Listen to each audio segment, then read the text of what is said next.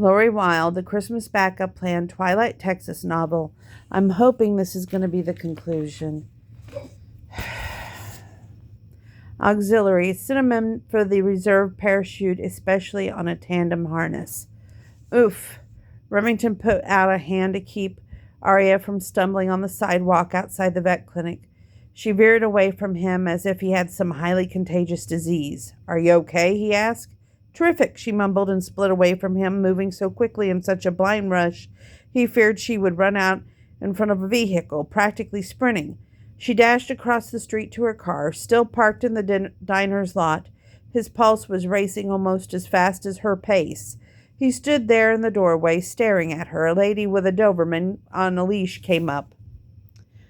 Why, thank you so much for holding the door, she said, and she waltzed inside. Her dog stopped long enough to sniff Remington. Come on, Titan, the owner said, and guided the Doble inside. Remington cast one glance over his shoulder as Arya raced her car out of the parking lot and down the street.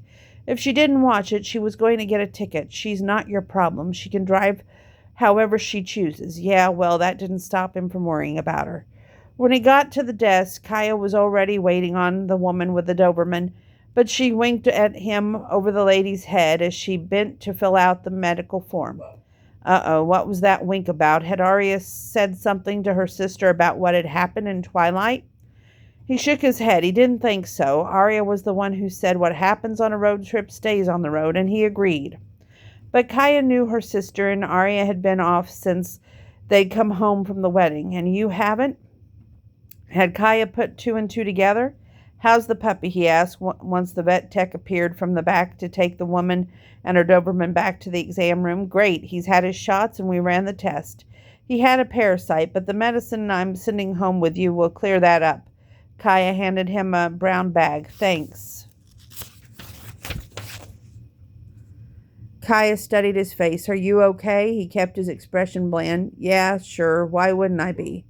Kaya hitched in her breath as if she wanted to say something, but was holding herself back. He didn't dare ask what was going on in her mind because he feared she'd already told him.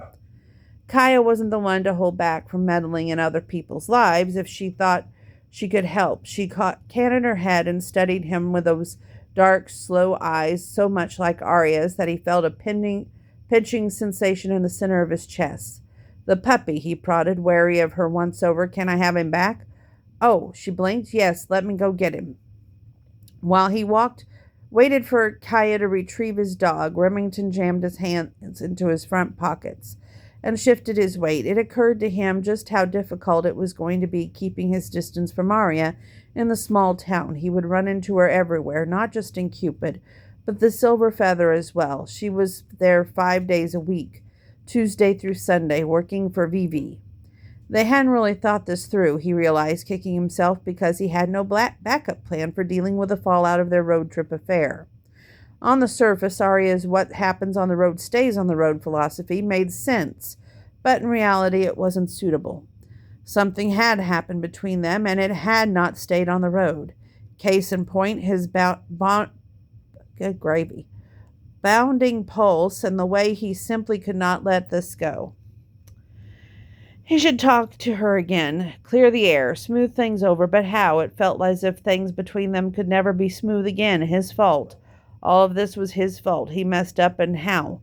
Like a paratrooper who had forgotten to pack all the auxiliary chute, he was free-falling and the ground was coming up fast. Restlessly, he rubbed the spot on his left hand where his fingers had once been. Here he is, Kaya announced, coming back to the desk with the puppy curled in the crook of her arm. Standing there, dread suddenly flooded Remington. What was he thinking, trying to take on a puppy? He couldn't even maintain a functioning relationship with Arya. How could he expect to take good care of a dog? Puppies needed lots of attention, and he just wasn't equipped to do that right now. In fact, his mind was searching for escape plans. The primary one, leave the Silver Feather, go find some VA hospital, work out the help for veterans, forget his idea for a healing retreat, and leave all this mess behind. Have you thought of a name yet? Kaya asked, scratching the puppy behind his ears. Auxiliary, he said. Excuse me? Kaya looked confused. I'll call him Augie for short. Kyra canted her head. Why auxiliary? because Remington realized with a sudden bolt of insight the dog was his backup plan. If he couldn't have Arya to love, he might as well take on an orphan pup. For the auxiliary shoot, he mumbled. Okay. Kyra's smile was perky, not sure what that means, but Augie is a cute name. An auxiliary chute is a paratrooper's lifeline. Oh, she said, her eyes widening, and a sad kind of tone whispered, oh. Great, just what he needed, his Budzinski sister-in-law feeling sorry for him. How much do I owe you? He asked, taking out his wallet. Kyra waved away his offer of money. Family discount, it's on the house. No, he said, I pay my way always. What do I owe you, Kyra? Fix things with my sister. How about that? That cost was way too high. Sharply, he shook his head, took out his wallet, and peeled out $200 and laid the bills on the counter.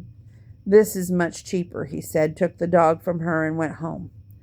2 days later, Remington was in his workshop where he'd been holed up carving on woodworking project he started the day he returned home from taking the dog into Kyra's vet clinic. It was challenging to keep his mind on work, which was unusual for him. Normally, carving put him in a zen zone, and he could work until his shoulders ached, suddenly look up and realize he'd been at it for hours, but every time he came close to his woodworking nirvana, an image of Arya would pop into his mind, and he'd be back on square one, mentally battling the thing that he tried to avoid, abject longing for a woman who deflected logic. I'll be back.